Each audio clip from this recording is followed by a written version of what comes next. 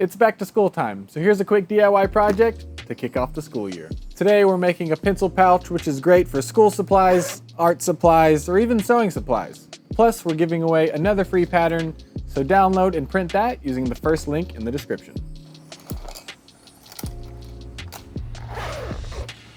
All you'll need is the pattern, about a square foot of leather, 15 inches of zipper, and then I decided to add a 3/4 inch D-ring, but you don't have to. Then just make sure that the pattern printed correctly. There's a scale guide on the pattern for you to do that. Make sure it's 1 inch. And then use the pattern however you like. I always like to make a reusable template with some poster board, or you could just tape the pattern directly to your leather and cut it out that way. Speaking of school supplies, this is our 4 to 5 ounce veg tan leather, and it is the chocolate color. And one of the reasons I chose it is I like the color and it'll look nice with this lighter zipper, but the backside has a nice resined finish, so that way the inside and the outside of the case will have a nice finished look. I don't like to leave a sharp corner on any of my projects, so I'd recommend knocking off that corner with a radius punch or just freehand it using the marked line from the pattern.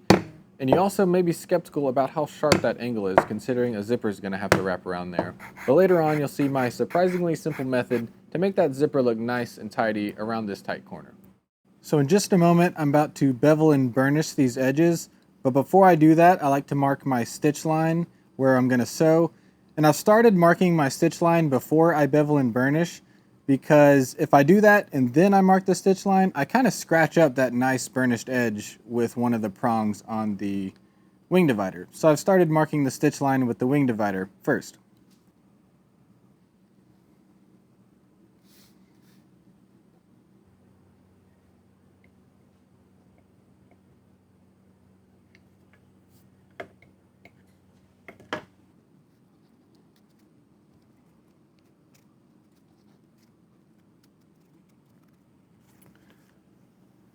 The zipper is going to get glued here on the inside, so I'm just going to worry about beveling the top edge since this one's going to be covered.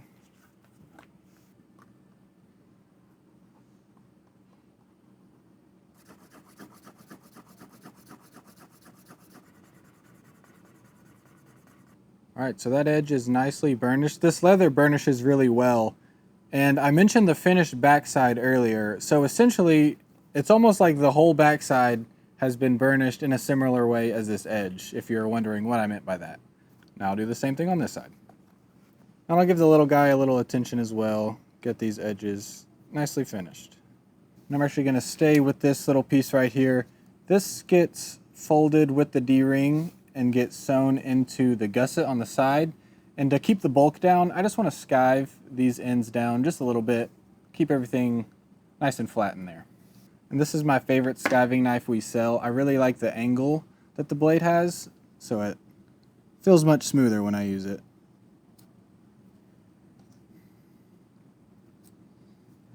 So I reduce the thickness on both of those sides that are going to come together. Before I set this piece aside for later, I'm going to install the D-ring and create the loop using 1/4 inch basting tape. And this basting tape is going to be really helpful for this project, especially here in a moment when I install the zipper chain. Okay. So now I'll bring out my zipper, and I'll bring these sliders as well. I'm using number 5 coil chain from Linzip. And a really cool thing about this zipper specifically is we have several colors of this chain with matching sliders, so that's kind of fun. So we've got like blue, orange, green. So you can have some fun with that. This is kind of keeping it simple with tan and brown, but you could have some fun color combinations. Like here I did green, so I like that. Even with the little tabs, it's a good little detail. We're putting zipper chain along these 2 edges right here, and I know it's about 13 inches that I need, but to give myself a little breathing room, I'm going to cut 15 inches of my chain using some junky scissors. Don't use your nice fabric scissors when cutting zipper chain. But as a habit, I always put little marks on the sides that pair together, just so I put them together the exact same way, make sure everything goes smoothly.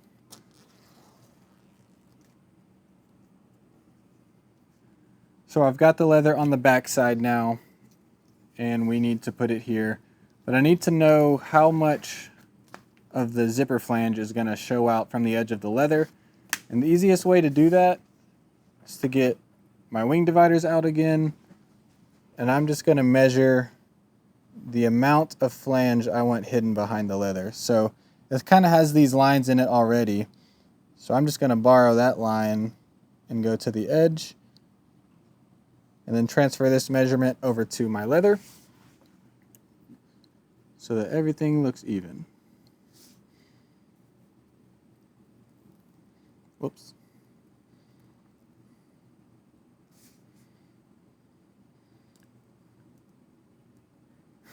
Should have done this before burnishing because I just did the thing I said I wasn't going to do. But that's okay. All right, we've got our guidelines set. Bring the basting tape back out.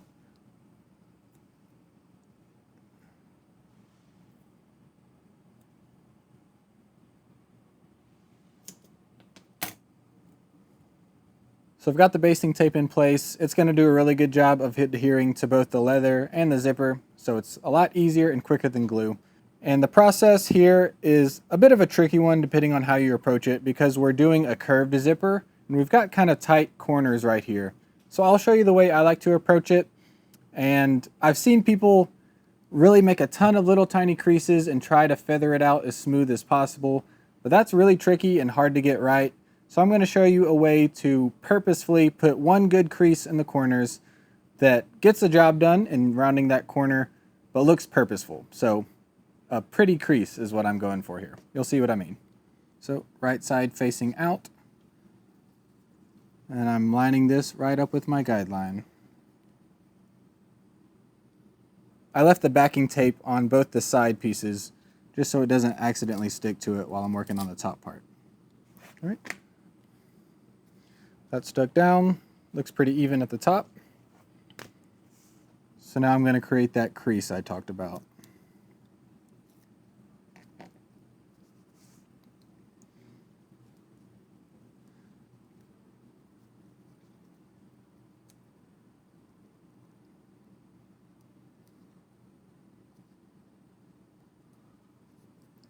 All right, so we've got one little flap here, one crease.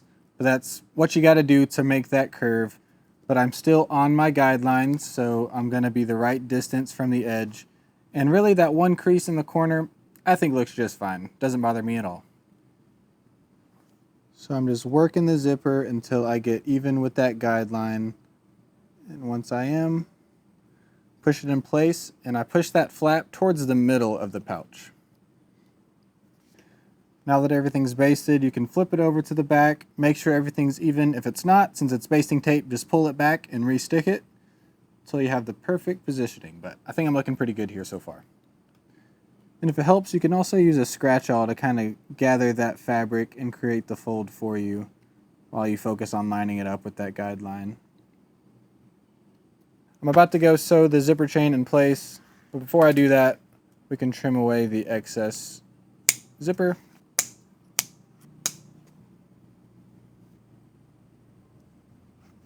Now we're ready to go over to the leatherwork machine and sew this on.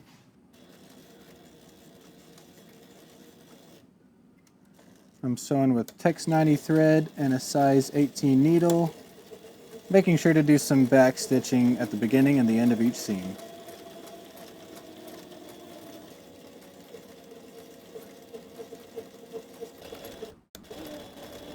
Before I started sewing, I switched from the regular knurled foot to the smooth left foot so that this toe of the presser foot wouldn't land on my zipper chain. So this is a really nice foot if you don't have it already.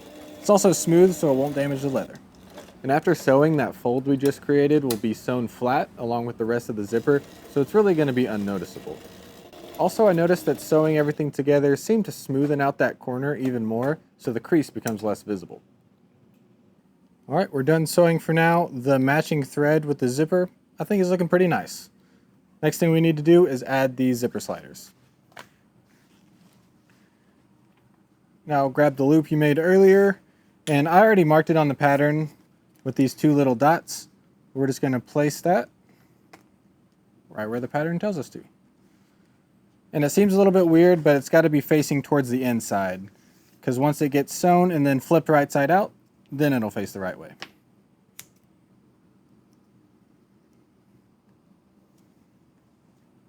Now it's time to install the zipper sliders, and my plan is to do it just like I did with the green one, where I actually used 2. I like to have 2 zippers. You could definitely get by with just 1, but they're pretty affordable, so I'm going to use 2 of them. And as I install this, I'm going to do it right side out, so I'm going to hold the zipper upside down and put it on the chain. And this takes a little bit of messing around with, but try to keep the ends even and then push the slider on at the same time. I heard a few clicks, so I think I'm good. And there it is. You just want that end to be nice and flush. You don't want it to be out of whack on the other end if you put it offset here. So I'll leave that exactly like that and do the same thing again. Perfect.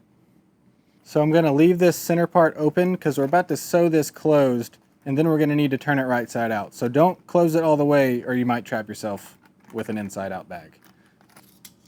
And I could glue or baste this, but honestly I think clips will be just fine, and that's quicker. Back to the machine to sew this and this closed, and we'll be one step closer to our finished pouch.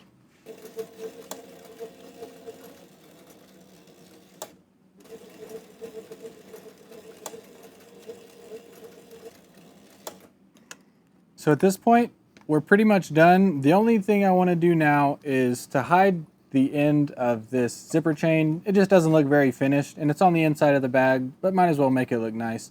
So I'm going to add binding. There's a couple different ways I could do it. I could use fabric, like I did on this brown one, with some blue pre-made binding from Sailrite. But I have some leftover leather. Why not make this thing look as nice as possible? So I'm actually going to create some binding out of the leather, get my skiving knife back out, and do some nice leather binding here.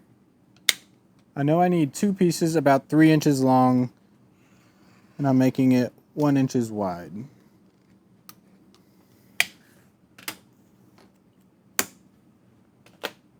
So if I was going to try to do binding as this is right now, it's too thick and stiff, so I've got to skive it down, make it more flexible. And this is the perfect excuse to bring out one of the more fun tools to use. This is a number 6 Berry King French edger, and it should skive this down nicely.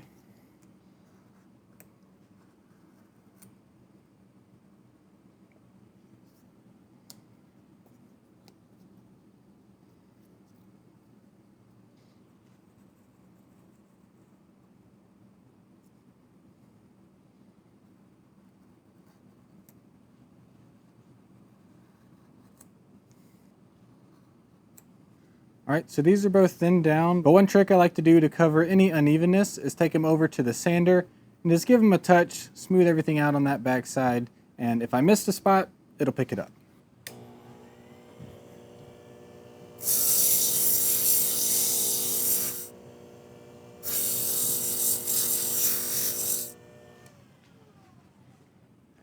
So now I'm going to trim these down to the same length as this section right here. Throw some glue on it, wrap it around, sew it in place, and this bag's done.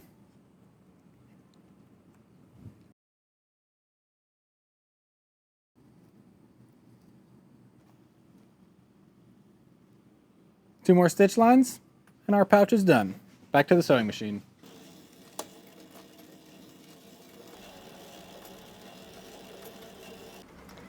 And you always want to check anytime you're sewing binding that you catch the front layer and the back layer. Looks like we did, so we're all good. One more time and then we're done.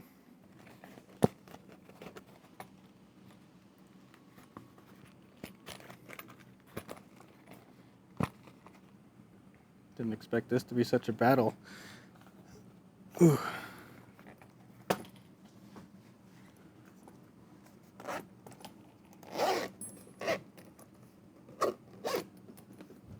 There's the pouch. I think I want to add some little tassels to make the zippers easier to pull, and it's a good excuse to add a little pop of color, so let me go find some. And my wife is a 3rd grade teacher, so she's probably going to be the one using this pouch, And her favorite color is green, so do a little pop of green for her. Put these little hunter green pull tabs on there. It's a nice finishing touch. And there's that leather binding on the inside. It looks pretty dang nice. It is hidden on the inside, but that's an awesome detail. I think it's worth the extra 5 or 10 minutes. You can make this project in about an hour with the sewing machine, or about an hour 45 if you're hand stitching with stitching chisels. You can make it with your kids, for your kids. It's a lot of fun. Plus, they'll have a custom leather pouch to take to school and show off to their friends, because I'm sure custom leather goods are super trendy in schools nowadays, right? Thanks for watching. See you in the next video. If you want to check out any of the tools or materials I used, they're in the description, as well as that free pattern. Go download it.